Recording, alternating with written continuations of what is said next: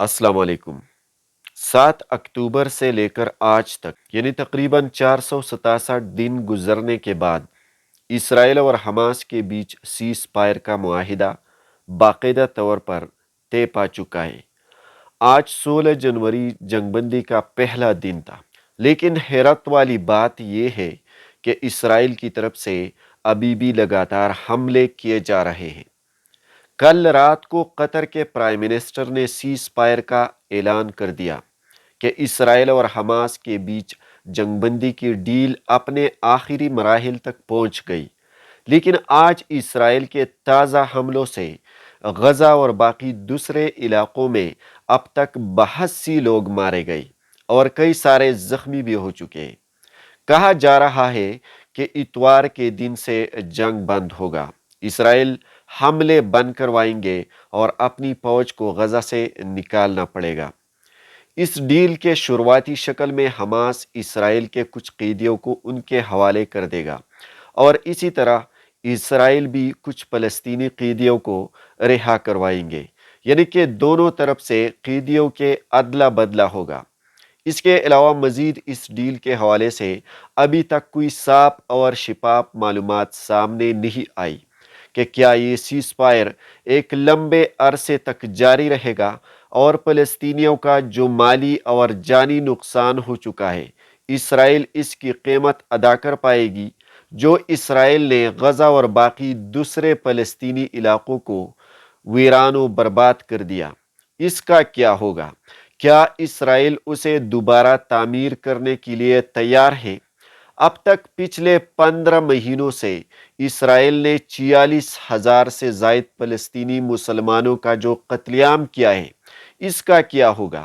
تقریباً 1,10,000 سے زائد لوگ زخمی ہو کر ہسپتالوں میں پڑے ہوئے، اس کا کیا ہوگا؟ اور ہزاروں نہیں بلکہ لاکھوں عمارتوں اور انفراسٹرکچر کو اسرائیل نے جو تباہ کیا، برباد کیا، اس کا ذمہ دار کون ہوگا؟ کیا امریکہ اس بات کی گارنٹی دے گی کہ اسرائیل صرف اپنے ہوسٹیجز کو رہا کر کے فلسطین پر پھر سے بمباری شروع کرے تو اس کا ذمہ دار کون ہوگا؟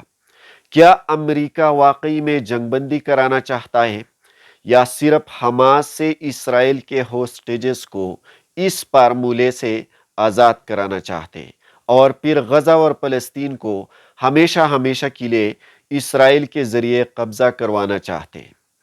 یہ کچھ ایسے سوالات ہیں جن کا جواب نہ امریکہ، نہ قطر اور نہ مصر کے پاس ہے، جو اس سیز فائر معاہدے کے بنیادی میڈیٹرز یعنی کہ صلح کرانے والے ممالک ہیں۔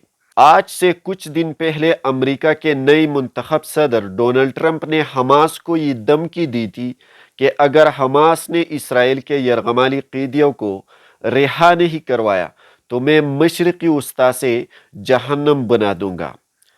خیر، جہنم تو ڈونلڈ ٹرمپ کا اپنا ملک امریکہ آج بن چکا ہے، جو پچھلے 7 دنوں سے آگ کی لپیٹ میں ہے، اور نہ بوڑھا بائیڈن، نہ ٹرمپ اور نہ کوئی اور اس ڈراؤنی اور تباہ کن آگ پر قابو پا سکتا ہے۔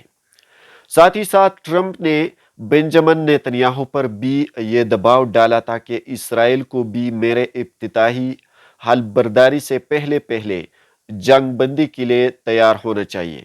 شاید یہی وجہ ہے کہ اب ایک طرف سے نیتنیاہو پر امریکہ کی طرف سے جنگ بندی کا پریشر ڈالا گیا ہے اور مجبوراً حماس کے ساتھ سیز فائر کرنے کو تیار ہوا ہے، لیکن دوسری طرف سے نیتنیاہو کی موجودہ کابینہ کے کچھ وزراء ایسے بھی ہیں جو کسی بھی صورت میں سیز فائر نہیں چاہتے۔